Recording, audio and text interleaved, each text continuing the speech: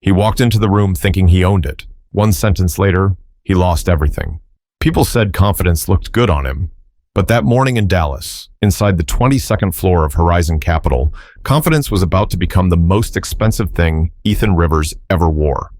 He walked through the glass doors like he owned the skyline, crisp navy suit hugging his frame, shoes polished so sharp they could have cut the sunlight spilling in from the floor-to-ceiling windows.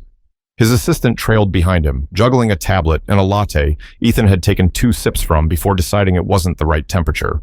That was Ethan, sharp, calculated, and just a little too sure the world bent to his rules. The conference room was waiting. Long walnut table, 12 leather chairs. The air smelled faintly of expensive coffee and quiet tension. Seated around the table were men in tailored suits and women in understated power dresses. The kind of people who handled money with commas most people never see in their lifetime. Ethan pushed open the door, flashing a smile that didn't reach his eyes. "Good morning, gentlemen, ladies," he said, voice smooth like a man greeting an audience rather than equals. Everyone rose to shake his hand, everyone except the woman at the far end of the table. She didn't even look up at first, just kept scanning the papers in front of her like he wasn't worth the ink on her notes. Ethan clocked her in an instant.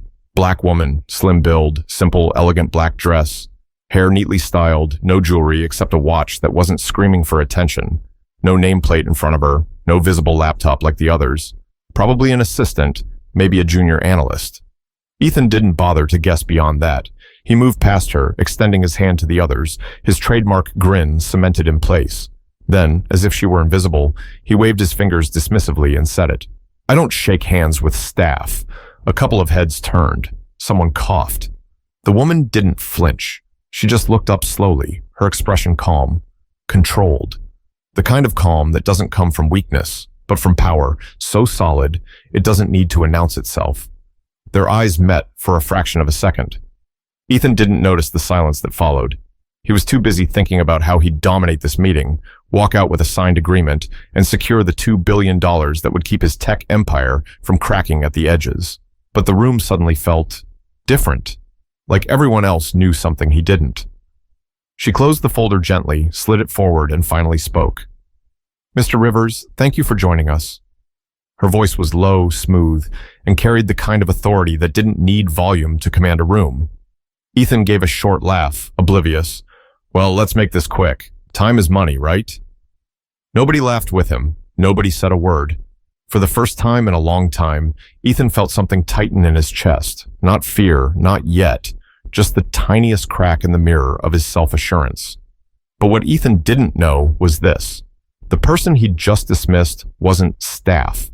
She was the managing partner of Horizon Capital, the woman holding the keys to the $2 billion lifeline he desperately needed. Ethan slid into the chair at the head of the table like it was made for him. He always claimed the head seat. It sent a message. Control, authority. But this time, no one rushed to make space. The people in this room didn't need his approval. They didn't even need him. "Let's talk numbers," he said, loosening his cufflinks like he was warming up for a performance. "I've got projections that'll make you all very happy." He glanced around, expecting nods, the usual hungry stares of people ready to ride the next billion-dollar wave. Instead, he got stillness. A few polite smiles, but no one leaned in. No one hung on his words. It was like reading a script to an audience that had already seen the ending. Danielle Brooks finally moved. Slowly, deliberately, she stood up from her seat at the far end of the table. Her presence filled the space in a way that felt effortless. She walked toward the large screen mounted on the wall, heels making the faintest click against the polished floor. "Before we go any further," she said, voice calm and measured, "let's get one thing straight." Ethan's brows lifted. "Oh?" he said lightly, leaning back, trying to keep the upper hand. Danielle tapped the tablet in her hand, and the screen lit up with a sleek presentation. His company's name splashed across the first slide in bold letters, but underneath, in smaller print, was something that made his stomach dip: liquidity risk assessment. Ethan's smile didn't falter, but inside, his mind was sprinting. Liquidity risk? Why start there? That wasn't the script. He was here to pitch growth, future dominance, not weaknesses. Danielle turned to face him, eyes calm, unreadable. Your numbers are interesting, but before we talk about what you want, we need to talk about what you need. He gave a short laugh, trying to steer things back into his territory. I think my track record speaks for itself. Danielle didn't blink. It does, loudly. But so do the reports from your last 2 quarters. The ones showing declining revenue, increasing burn rate, and a legal dispute over that acquisition in Austin. Should I keep going? For a second, Ethan forgot to breathe. She wasn't staff. She wasn't just some analyst. She knew things most people didn't, and she was throwing them out like cards on a table. He shifted in his chair. Look, I didn't come here to debate old numbers. I came here because this partnership makes sense. For both of us. Partnership, Danielle repeated, letting the word hang in the air like smoke. That's an interesting choice of word. Someone at the table cleared their throat. A man in a gray suit spoke softly, like he was trying not to get burned. Danielle, should we proceed as planned? She didn't look at him. Her eyes stayed locked on Ethan. Yes, she said. Let's proceed. The way she said it, like she was the only one in control, sent something sharp slicing through Ethan's confidence. He forced another smile, but his jaw felt tight. But what he didn't realize was that this wasn't a pitch meeting anymore. It was a test, and he was already failing. Before this room, before the polished table and the cold stares, Ethan Rivers was a man who never heard the word no. 15 years ago, he was a kid from Tempe, Arizona, sitting in a dorm room with nothing but an idea and a laptop so old it sounded like it might take flight. He built an app, sold it, then built another. By 28, he'd made his first 100 million. By 35, he wasn't just rich. He was headline rich. Forbes covers, magazine spreads, TV interviews. People loved his story because he fit the dream. Smart, sharp, self-made. And Ethan loved the spotlight back. Too much.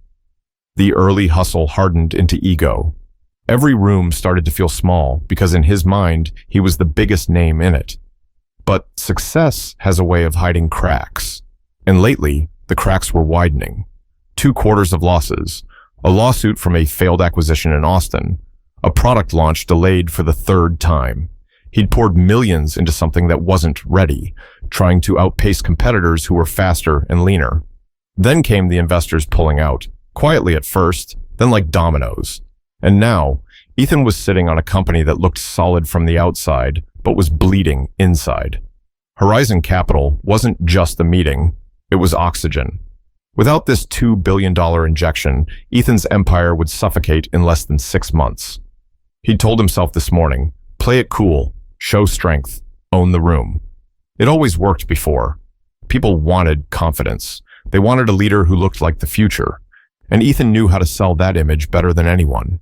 So when he'd walked into that conference room, when he saw Danielle and assumed she was staff, the thought didn't even register as wrong. Because in Ethan's world, people like her didn't control billion-dollar deals. They carried coffee trays, managed calendars, maybe ran numbers in the background. That arrogance was about to choke him. He adjusted his cufflinks now, staring at Danielle as she spoke to the group, voice smooth, but with an edge that could cut through steel. She wasn't rushing. She wasn't trying to impress anyone. She was speaking like someone who didn't need his approval, and that was new for Ethan. For the first time in years, the thought crept in. What if I'm not the one holding the cards? He shifted in his chair, glancing at the presentation again. His name, his company's name, under a title about risk. This wasn't a negotiation. This was an autopsy. He forced a smile anyway. Danielle, I think you and I want the same thing. Growth, market leadership. This deal can make that happen. She tilted her head, studying him like he was a case study. Maybe, she said softly, but I wonder if you and I define leadership the same way. Ethan leaned forward, his voice carrying that old edge of confidence. I've led every step of the way to get here. That's not changing. Danielle's lips curved into the faintest smile. We'll see.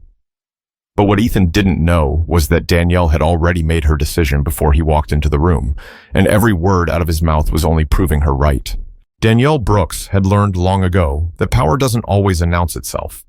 It sits quietly, listens carefully, and speaks only when it's time to end the conversation.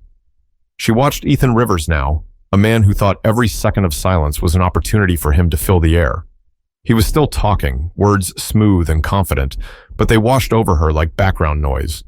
She'd already decided what Horizon Capital would do, and it had nothing to do with his projections. This wasn't about numbers. Not really. It was about respect. Danielle remembered the exact moment his words landed. I don't shake hands with staff. She didn't flinch then, didn't let it break the still surface she kept for situations like this. But inside, something shifted. Not because of what he thought of her, but because of what that attitude represented. Men like Ethan built fortunes thinking they were the exception to every rule, that money excused arrogance, that people were just pieces on a board they controlled. She'd dealt with men like him before, and she knew something he didn't. They always believed their empire made them untouchable. Her background wasn't polished country clubs or family connections. Danielle grew up in Baton Rouge, raised by a single mother who worked nights in a hospital to keep food on the table. Every room Danielle walked into, she was told, sometimes quietly, sometimes loudly, that she didn't belong. But she stayed. She learned. She climbed. And now, she was here, managing partner at Horizon Capital, with the power to decide whether Ethan Rivers' empire would live or die. Danielle tapped her screen, moving the presentation forward. Charts, numbers, risk assessments filled the wall. She saw Ethan's jaw tighten as the words cash flow concerns appeared in bold red letters. We've reviewed your proposal, she said, her tone even, professional. But our firm has serious reservations about the sustainability of your model. Ethan leaned forward, voice a shade sharper now. Reservations? Danielle, with all due respect, she cut him off without raising her voice. Respect is the foundation of any deal, Mr. Rivers, and without it, everything else collapses. The room went still. Every set of eyes flicked between them, sensing the weight under those words. Ethan's face shifted, just slightly, but enough for her to see it. The flicker of realization. Danielle let the silence breathe. In negotiations, silence is a weapon, and right now, it was pressing against his pride like a blade. Finally, she closed her tablet and stepped back to the head of the table, not where Ethan sat, but where she stood in control of everything. We've made our decision, she said. Her voice didn't need to be loud because certainty carried its own echo, but Ethan still didn't see the ground falling out from under him. Not yet. That moment was seconds away. Ethan felt his pulse pick up. Those 5 words, we've made our decision, didn't sound like a prelude to good news. He leaned forward, flashing the kind of smile that had closed deals before breakfast. Great, he said lightly, forcing a chuckle. So let's make it official. Danielle didn't move. Her calm presence was starting to feel like a wall he couldn't climb. She clasped her hands in front of her, voice steady, unshaken. Horizon Capital will not be proceeding with this deal. The words landed like a gavel, sharp, final. Ethan blinked, the smile freezing on his face. Excuse me? Your proposal doesn't align with our values or long-term strategy, Danielle replied, each syllable measured like she'd rehearsed it 100 times. She didn't need to raise her voice. Power was in the restraint. Ethan felt heat creeping up his neck. Danielle, let's not pretend this isn't about numbers. My company is leading in market share. We're projecting a 40%. This isn't about numbers, she interrupted. Her eyes locked on his, steady as stone. It's about character. The room stayed silent. No one moved. The only sound was the faint hum of the AC, like the world itself was holding its breath. Ethan's throat went dry. He wanted to argue, to fight, but the way she looked at him, calm, certain, like a queen moving the last piece on a chessboard, made him feel small. She stepped closer, her voice dropping just enough that only he could hear. When you walked in here, you made a choice. A simple gesture could have built a bridge. Instead, you burned it before we even spoke. Ethan opened his mouth, then shut it again. For the first time in years, he didn't know what to say. Danielle turned to the others. This meeting is adjourned. Thank you, everyone. Chairs scraped softly as the board members began to rise, gathering their papers without looking at him. Ethan stayed seated, gripping the edge of the table like it might keep him from sliding under. Finally, he found his voice. Danielle, wait. This is $2 billion. That's not a small decision. She paused at the door and looked back at him, expression calm, unreadable. "Neither is respect, Mr. Rivers." And then she was gone, just like that. Ethan sat there, the weight of her words pressing down on him harder than any financial loss. Because deep down, he knew this wasn't just a deal. This was the moment that would haunt him for the rest of his life. But the worst was yet to come. What Ethan didn't realize was that Danielle's quiet exit was about to echo far beyond that room, into headlines, boardrooms, and the very empire he thought was untouchable. The next morning, Ethan Rivers woke to a storm. Not outside, on his phone. His screen lit up with notifications like fireworks, missed calls from his CFO, dozens of messages from board members, news alerts stacked on top of each other, each headline worse than the last. Horizon Capital pulls 2B backing from Rivers Tech amid leadership concerns. Market questions Ethan Rivers' stability after sudden investor exit. Did Arrogance sink the deal of the year? Ethan sat on the edge of his California king bed, staring at the words like they belonged to someone else. This was supposed to be a quiet meeting, confidential, but clearly someone in that room had decided otherwise. And if he had to guess, he knew who. He swiped open his email. More bad news. 2 secondary investors had already pulled out, citing risk factors. Stock futures were plummeting. By mid-morning, Rivers Tech had lost nearly $500 million in market value before the markets even opened. His phone rang again.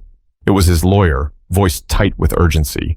"Ethan, this is spiraling. Horizon's statement went public an hour ago. They didn't just reject the deal. They cited a lack of cultural alignment. You know what that means?" Ethan gritted his teeth. "It means they're trying to paint me as—" "Don't say it," the lawyer cut in. "Just listen. Social media's all over it. There's a clip trending." Ethan's stomach dropped. "Clip? What clip?" He clicked the link the lawyer sent and felt the blood drain from his face. It was grainy, shot on a phone from inside the meeting room, just enough to catch his voice, clear as day. "I don't shake hands with staff." 7 words. That was all it took to set the internet on fire. Comments poured in by the thousands. Wow. Imagine thinking money buys basic manners. Danielle Brooks is a legend for how she handled this. Respect is free. He couldn't afford it. His name was trending for all the wrong reasons. Investors weren't just questioning his leadership. They were questioning his humanity. By noon, his PR team called an emergency meeting. The advice was predictable. Apologize, spin it, soften the edges. But the truth was raw. Ethan had built his empire on image, and that image was now cracking in real time. He stared at his reflection in the dark screen of his tablet, and for the first time, the man looking back didn't feel untouchable. He felt exposed. But it wasn't just about money anymore. It was about the one thing he'd always dismissed as a weakness, humility, and the final blow was coming, a conversation that would strip away whatever illusion of control he thought he had left. By evening, Ethan was sitting in the corner office of his glass tower staring at a skyline that suddenly felt like it belonged to someone else. His phone had stopped ringing, not because the chaos ended, because there was nothing left to say. The $2 billion lifeline was gone. The follow-up investors? Gone too. And tomorrow, the stock market would open to a bloodbath he couldn't stop. He leaned back in his chair, mind spinning. How did it all collapse in less than 24 hours? 1 meeting, 1 sentence, 7 words. "I don't shake hands with staff." The truth hit him like a punch.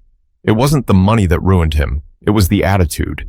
The arrogance that made him believe people didn't matter, only deals did. And now, the person he underestimated the most had shown him what real power looked like. Danielle Brooks didn't raise her voice. She didn't argue or insult him. She simply acted with dignity, and that dignity carried more weight than his billions ever could. He opened his laptop, typed her name into the search bar, and read headlines praising her leadership, her grace, her decisiveness. Every word felt like a mirror reflecting what he wasn't. For the first time in years, Ethan whispered something he hadn't said since those early college days. I was wrong. But it was too late. Some lessons come cheap. This one cost him an empire. Respect is free, but arrogance can cost everything. No matter how high you climb, you never outgrow basic humanity. People remember how you treat them, especially when you think no one is watching. If this story made you think twice about the power of humility and respect, Share it with someone who needs to hear it. And don't forget, hit that like button and subscribe for more stories that show what really matters in life.